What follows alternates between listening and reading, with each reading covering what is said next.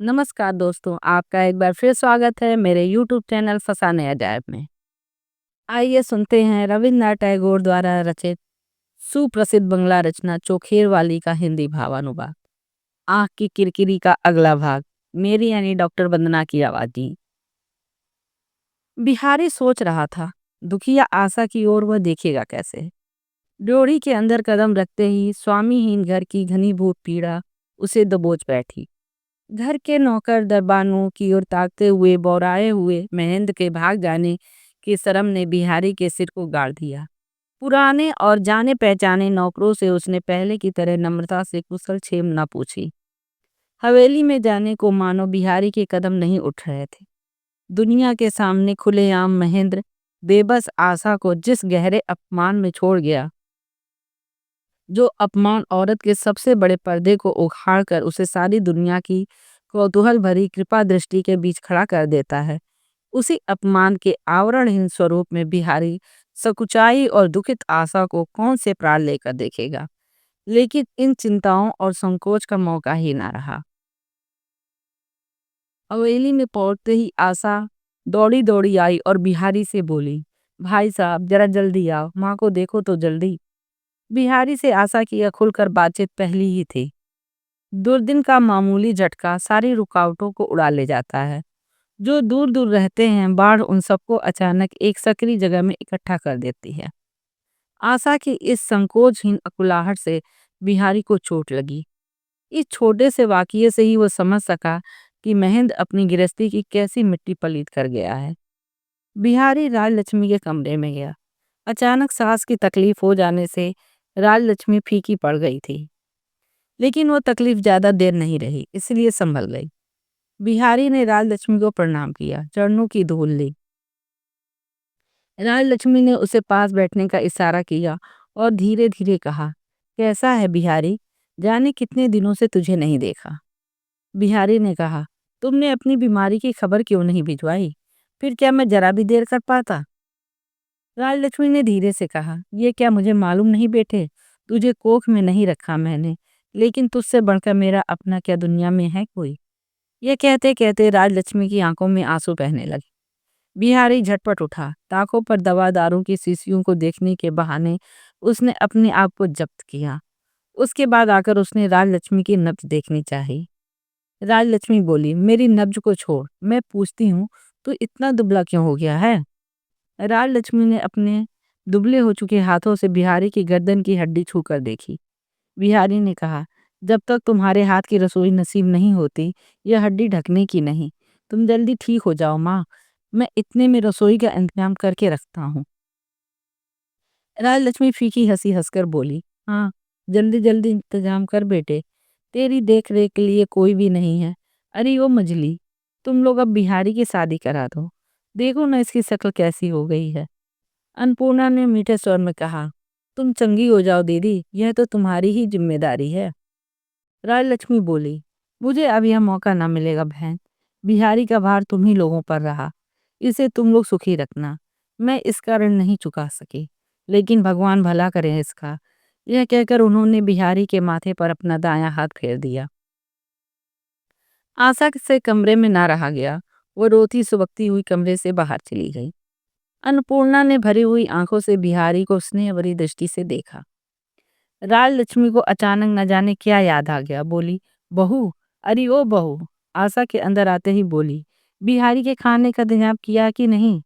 बिहारी बोला, तुम्हारे इस पेटू को सबने पहचान लिया है माँ, ड्योढ़ी पर आते ही नजर पड़ी, अंडे वाली मछलियां लिए वैष्णवी जल्दी जल्दी अंदर जा रही है। मैं तुरंत समझ गया, अभी इस घर से मेरी ख्याति मिटी नहीं है। और बिहारी ने हंसकर आशा की ओर देखा। आशा आज शर्माई नहीं, स्नेह से हंसते हुए उसने यह दिल लगी कबूल की। इस घर के लिए बिहारी क्या है, पहले आशा यह पूरी तरह न जानती थी। बहुत बार एक बेमतलब का मेहमान समझकर उसने उसकी उपेक्षा की है। बहुत बार उसकी यह बेरुखी उसके व्यवहार में साफ झलक पड़ी है। उसी अफसोस और धिक्कार से श्रद्धा और करुणा उसकी तरफ तेजी से उमड़ पड़ी है। राजलक्ष्मी ने कहा, मछली बहू, यह महाराज के बस की बात नहीं है। रसोई की निगरानी तुम्हें करनी पड़ेगी। काफी कड़वा ना हो तो अपने इस बंगाल लड़के को खाना नहीं रुचता। बिहारी बोला, माँ, तुम्हारी माँ विक्रमपुर की लड़की थी और तुम नदिया जिले के एक भले घर के लड़के को बंगाल कहती हो। मुझे यह बर्दाश्त नहीं। इस पर काफी दिल लगी रही। बहुत दिनों के बाद महंत के घर की मायूसी का भार मानो हल्का हो गया। इतनी बातें होती रहीं मगर किसी भी तरह से किसी ने भी महंत का नाम ना लिया। पहले बिहारी से महंत की चर्चा ही राजलक्ष्मी की एकमात्र बात हुआ करती थी। महंत ने अपनी माँ का इसके लिए बहुत बार मजाक भी उड़ाया है। आज उसी राजलक्ष्मी की जुबान पर भूलकर भी महंत का ना आते देखकर बिहारी दंग रह गया। राजलक्ष्मी की झपक लग गई। बाहर जाकर बिहारी ने अन्नपूर्णा से कहा, माँ की बीमारी तो सहज नहीं लगती। अन्नपूर्णा बोली, है तो साफ ही देख रही हूँ। यह कहकर अन्नपूर्णा खिड़की के पास बैठ गई। बड़ी देर चुप रहकर बोली, महेंद्र को तू खोज के नहीं लाएगा बेटे। अब तो देर करना वाजिब नहीं सस्ता। बिहारी कुछ देर चुप रहा, फिर बोला, जो हुक्म करोगी वह करूंगा। उसका पता मालूम है किसी को? अन्नपूर्णा बोली, पता ठीक ठीक तो नहीं मालूम, ढूंढना पड़ेगा। एक और बात तुमसे कहूँ, आशा का ख्याल करो। अगर विनोदनी के चंगुल से महन को तू ना निकाल सका तो वह जिंदा ना रहेगी। मन ही मन तीखी हंसी हंसकर बिहारी ने सोचा, मैं दूसरे का उद्धार करूं, भगवान मेरा उद्धार कौन करे। बोला, विनोदनी के जादू से महन को सदा के लिए बचा सकूं, मैं ऐसा कौन सा मंत्र जानता हूँ चाची। इतने में मैली सी धोती पहने आधा घूंघट निकाले आशा अपनी मौसी के पाँव के पास आ बैठी। उसने समझा दोनों में राजलक्ष्मी की बीमारी के बारे में बातें हो रही हैं, इसीलिए चली आई। पतिव्रता आशा के चेहरे पर गुमसुम दुख की मौन महिमा देखकर बिहारी के मन में एक अपूर्व भक्ति का संचार हुआ। शोक में गर्म आंसू से सींचकर इस तरुणा ने पिछले युग की देवियों जैसी एक अटूट मर्यादा पाई है। अब वह मामूली नारी नहीं, दारुण दुख से वह मानो पुराणों की साध्वी स्त्रियों की उम्र पा गई है। राजलक्ष्मी की दवा और पथ्य के बारे में आशा से बातें करके बिहारी ने उसे वहां से जब विदा किया तो एक उसास भरकर उसने अन्नपूर्णा से कहा, महेंद्र को मैं उस चंगुल से निकालूंगा। बिहारी महेंद्र के बैंक में गया। वहां उसे पता चला महेंद्र इन दिनों उनकी इलाहाबाद शाखा से लेन देन करता है। स्टेशन जाकर विनोदनी औरतों वाले ड्योढ़े दर्जे के डिब्बे में जा बैठी। महेंद्र ने कहा, अरे कर क्या रही हो, मैं तुम्हारा दूसरे दर्जे के डिब्बे का टिकट ले आया हूँ। वो बोली, बेजा क्या, यहाँ आराम से ही रहूंगी। महेंद्र ताज्जुब में पड़ गया।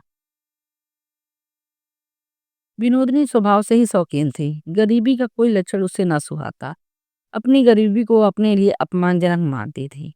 महन ने इतना समझ लिया कि कभी उसके घर की खुशहाली, विलास की सामग्रियों और औरों की उपेक्षा, उनके धनी होने के गौरव ने ही विनोदनी के मन को आकर्षित किया था। इस धन दौलत की, इस सारे आराम और गौरव की वह सहज ही मालकिन हो सकती थी। इस कल्पना ने उसे बड़ा उत्तेजित कर दिया था। आज जब उसको महेंद्र पर प्रभुत्व पाने का मौका मिला है, अनचाहे भी वह उसका धन दौलत को अपने काम में ला सकती है, तो वह क्यों ऐसी असह्य उपेक्षा से यूं तनकर तकलीफ दे शर्मनाक दीनता अपना रही है।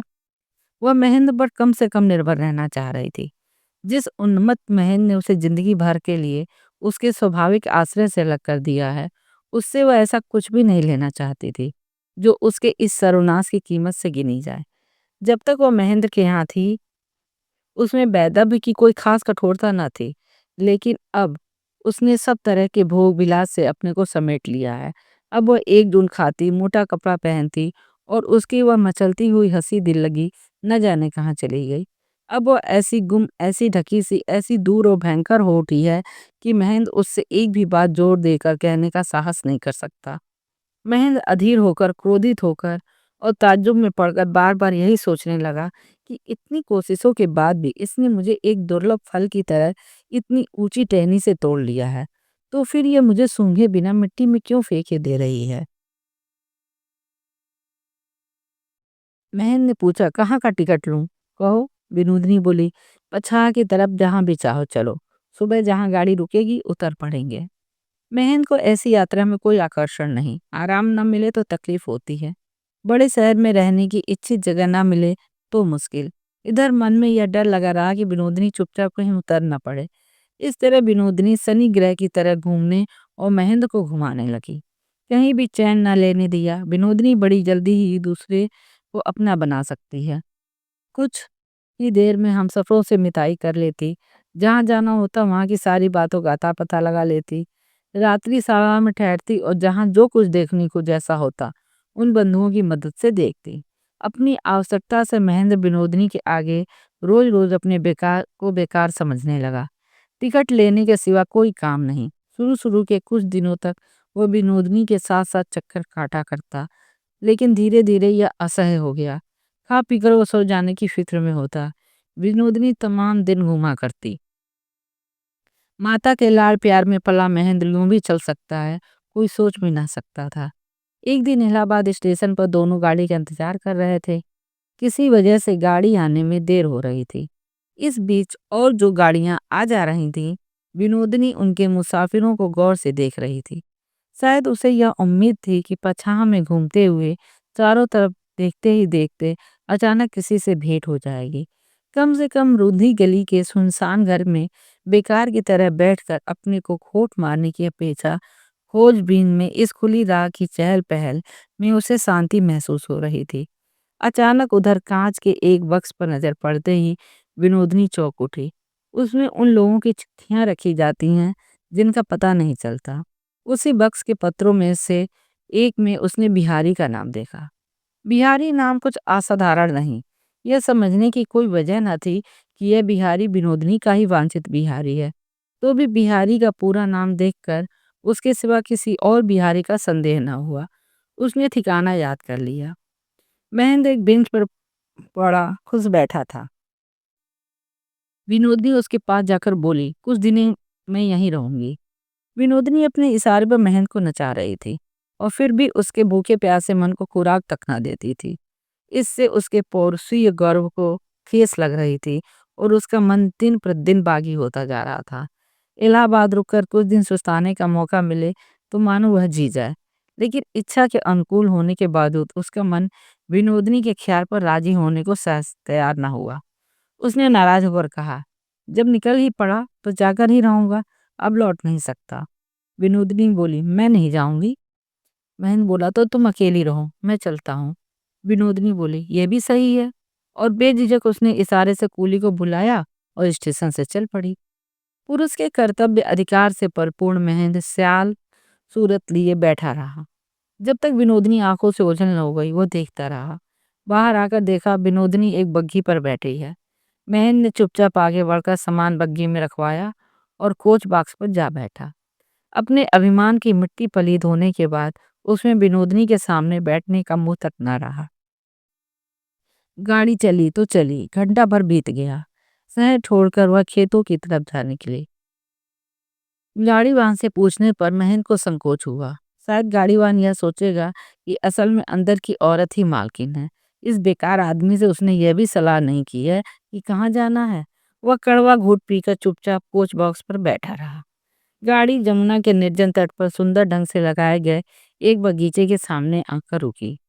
महेंद्र हैरत में पड़ गया, किसका है यह बगीचा? इसका पता विनोदनी को कैसे मालूम हुआ? फाटक बंद था। चीख पुकार के बाद बूढ़ा रखवाला बाहर निकला। उसने कहा, बगीचे के मालिक धनी हैं, बहुत दूर नहीं रहते, उनकी इजाजत ले आए तो यहाँ ठहरने दूंगा। विनोदनी ने एक बार महेंद्र की तरफ देखा। बगीचे के सुंदर घर को देखकर महेंद्र लुभा गया। बहुत दिनों के बाद कुछ दिनों के लिए रुकने की उम्मीद से वो खुश हो गया। विनोदनी से कहा, चलो उस धनी के पास चलें, तुम बाहर गाड़ी पर रहना, मैं अंदर जाकर किराया तक तय कर लूंगा। विनोदनी बोली, अब मैं चक्कर नहीं काट सकती, तुम जाओ, मैं अब तक यहीं पर आराम करूंगी, डरने की कोई बात नहीं। महेंद्र गाड़ी लेकर चला गया। विनोदिनी ने उस बूढ़े ब्राह्मण को बुलाकर उसके बाल बच्चों के बारे में पूछा। वे कौन हैं, कहाँ काम करते हैं, बच्चियों की शादी कहाँ हुई है। उसकी स्त्री के देहांत हो जाने की बात सुनकर करोड़ स्वर में बोली, ओह, तब तो तुम्हें काफी तकलीफ होती होगी। इस उम्र में दुनिया में निरे अकेले पड़ गए होगे, कोई देखने वाला भी नहीं। विनोदिनी ने बातों बातों में पूछा, यहाँ बिहारी बाबू रुके थे? बूढ़े ने कहा, जी हाँ, रुके तो थे कुछ दिन पहले। माँ जी क्या उनको पहचानती हैं? विनोदनी बोली, वो तो हमारे अपने ही हैं। बूढ़े से बिहारी का जो हुलिया मिला उसे विनोदनी को कोई सुबह न रहा। घर बुलाकर उसने सब कुछ पूछताछ लिया कि बिहारी किस कमरे में सोता था, कहाँ बैठता था। उसके चले जाने के बाद से घर बंद पड़ा था। इससे लगा कि उसमें बिहारी की गंध है, लेकिन यह पता न चल सका कि बिहारी गया कहाँ। शायद ही वह घर फिर लौटे। महन ने किराया चुकाकर मालिक से वहां रहने की इजाजत ले ली थी। हिमालय की चोटी यमुना को जो बर्फीली अच्छा जलधारा देती है, उस यमुना में युगों युगों से कवियों ने जो कवित्व का सोत ढाला है, वह भी अच्छा है। उसकी कलकल में कितने ही अनोखे छंद गूंजते हैं और उसकी लहरों की लोल लीला में न जाने कितने युगों के पुलकाकुल भावों का आवेग उफन उफन आता है। सांझ को महेंद्र जब उस यमुना के तट पर जा बैठा, तो प्रेम के आवेश ने उसकी नजरों में, सांसों में, नस नस में, हड्डियों के बीच गाढ़े मोह रस का संचार कर दिया। आसमान में डूबते सूरज की किरणों की सुनहरी वीणा वेदना की मूर्छना से जड़ती जोत के संगीत से झंकृत हो उठी। बारिश जैसा दृश्यमान हो रहा था, नदी अपने उद्दाम यौवन पर थी। महेंद्र के पास निर्दिष्ट कुछ नहीं था। उसे वैष्णव कवियों का वर्षा विसार याद आया। नायिका बाहर निकली है, यमुना के किनारे वो अकेली खड़ी है, उस पार कैसे जाए? अरे ओ पार करो, पार करो। महन की छाती के अंदर यही पुकार पहुंचने लगी। पार करो। नदी के उस पार बड़ी दूर वह अभिसारिका खड़ी थी। फिर भी महेंद्र उसे साफ देख पाया। उसका कोई काल नहीं, उम्र नहीं। वह चिरंतन गोप बाला है, मगर महन ने उसे फिर भी पहचान लिया। पहचाना कि वह विनोदनी है। सारा विरह, सारी वेदना, यौवन का सारा भार लिए वह उस युग के अभिसार के लिए चली थी और आज के युग के किनारे आ निकली है। आज के इस सूने यमुना तट के ऊपर आकाश में वही स्वर सुनाई पड़ रहा है, अरे ओ पार करो, पार करो। महेंद्र मतवाला हो गया। विनोदनी उसे ठुकरा देगी। चांदनी रात के इस स्वर्ग खंड को वह लक्ष्मी बनकर पूरा न करेगी। वह सोच भी नहीं सका। वह तुरंत उठकर विनोदनी को ढूंढने चल दिया। सोने के कमरे में गया। कमरा फूलों की खुशबू से महमहा रहा था। खुली खिड़कियों से छनकर चांदनी सफेद बिछौने पर आ पड़ी थी। बगीचे के फूलों से सजी वह बसंत की बिखरी लता जैसी चांदनी में बिस्तर पर लेटी हुई थी। महेंद्र का मुंह दुगना हो गया। उसने रूंधे गले से कहा, विनोद, मैं यमुना के तट पर तुम्हारी राह देख रहा था और तुम यहाँ इंतजार कर रही हो। यह संदेशा मुझे चांद ने दिया, इसी से तो मैं यहाँ आ गया। यह कहकर महेंद्र बिस्तर पर बैठने ही जा रहा था कि विनोदनी उठ बैठी और दायां हाथ बढ़ाकर बोली, जाओ, इस बिस्तर पर मत बैठो। पाल वाली नाव मानो मझधार में अटक गई। महेंद्र कहाँ न माने, इसलिए विनोदनी बिस्तर से उतरकर खड़ी हो गई। महेंद्र ने पूछा, तो तुम्हारा यह श्रृंगार किसके लिए है? किसका इंतजार कर रही हो? विनोदनी ने अपनी छाती को दबाकर कहा, मैं जिसके लिए सजी सवरी वह मेरे अंतस्थल में है। महेंद्र ने पूछा, आखिर कौन है? बिहारी? विनोदनी बोली, उसका नाम तुम अपनी जबान पर मत लाओ। महेंद्र ने कहा, उसी के लिए तुम पछा का दौरा कर रही हो ना? विनोदनी बोली, हाँ, उसी के लिए कर रही हूँ। महेंद्र ने कहा, उसका पता मालूम है? विनोदनी ने कहा, मालूम नहीं, मगर जैसे भी हो मालूम करूंगी। महेंद्र ने कहा, तुम्हें यह हरगिज ना मालूम होने दूंगा। विनोदनी ने कहा, ना सही, मगर मेरे हृदय से उसे निकाल भी नहीं पाओगे। यह कहकर विनोदनी ने आंखें बंद कर अपने हृदय में एक बार बिहारी का अनुभव कर लिया। फूलों से सजी ब्रह विदुरा विनोदिनी से एक साथ ही खिंचकर और ठुकराए जाने पर महेंद्र अचानक भयंकर हो उठा। वो मुट्ठी कसकर बोला, छुरी से चीर कर मैं उसे तुम्हारे कलेजे से निकाल कर बाहर करूंगा। विनोदनी ने दृढ़ता से कहा, तुम्हारे प्रेम से तुम्हारी ये छुरी मेरे हृदय में आसानी से घुस नहीं सकेगी। महेंद्र ने कहा, तुम मुझसे डरती क्यों नहीं? यहाँ तुम्हें बचाने वाला कौन है? विनोदनी बोली, बचाने वाले तुम हो। तुम ही मुझे अपने से बचाओगे। महेंद्र बोली, इतनी श्रद्धा, इतना विश्वास अब भी है? विनोदनी बोली, यह ना होता तो मैं खुदकुशी कर लेती, तुम्हारे साथ परदेश ना आती। मैंने कहा, तो क्यों ना कर ली खुदकुशी? उस विश्वास की फांस मेरे गले में डालकर मुझे देश देशांतर में घसीट कर क्यों मार रही हो? सोच कर देखो, तुम मर जाती तो कितना कल्याण होता। विनोदनी बोली, जानती हूँ, मगर जब तक बिहारी की उम्मीद है मर भी नहीं पाऊंगी। महन ने कहा, जब तक तुम नहीं मरती तब तक मेरी आशा भी नहीं मरने की, मैं भी छुटकारा नहीं पाने का। आज से मैं हृदय से भगवान से तुम्हारी मृत्यु की कामना करता हूँ। तुम मेरी भी ना बनो, बिहारी की भी ना बनो। जाओ, मुझे मुक्ति दो। मेरी माँ रो रही है, स्त्री रो रही है, उनके आंसू दूर से ही मुझे जला रहे हैं। जब तक तुम मर नहीं जाती, मेरी और दुनिया भर की आशा से परे नहीं हो जाती, तब तक मुझे उनके आंसू पोंछने का भी अवसर नहीं मिलेगा। इतना कहकर महन बड़ी तेजी से बाहर निकल गया।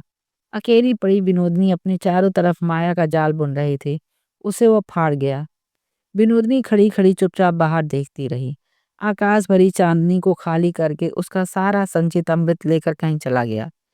वह क्यारियों वाला बगीचा, उसके बाद रेती भरा किनारा, उसके बाद नदी का काला काला पानी, उसके बाद नदी पार का धुंधलापन, सब मानो एक सादे कागज पर पेंसिल का बना चित्र हो, नीरस और बेमानी। उसने महन को किस बुरी तरह अपनी ओर खींचा है, खौफनाक तूफान की तरह कैसे उसे जड़ समेत उखाड़ लिया है। यह अनुभव करके आज उसका हृदय मानो और भी बेचैन हो गया। उसमें ये सारी शक्ति तो है, फिर भी बिहारी पूर्णिमा की रात में उमड़े हुए समुद्र की तरह उसके सामने आकर पछाड़ क्यों नहीं खाता? क्यों बेमतलब प्यार की कचोट रोज उसके ध्यान में आकर रोती है? उसे लगा सब बेकार और निरर्थक है। इतनी निरर्थकता के बावजूद जो जहाँ है वहीं खड़ा है। दुनिया में किसी बात का कोई कार्यक्रम नहीं। सूरज तो कल भी उगेगा। दुनिया अपने छोटे से काम को भी नहीं भूलेगी और बिहारी जैसे दूर रहा है वैसे ही दूर रहेगा और उस ब्राह्मण के बच्चे को किताब का नया पाठ पढ़ाता रहेगा। उसकी आंखों से आंसू फूट कर झरने लगे। अपनी इच्छा और शक्ति लिए वह किस पत्थर को ढकेल रही है। उसका हृदय लहू से नहा उठा, लेकिन उसकी तकदीर सुई की नोक के बराबर भी न खिसकी।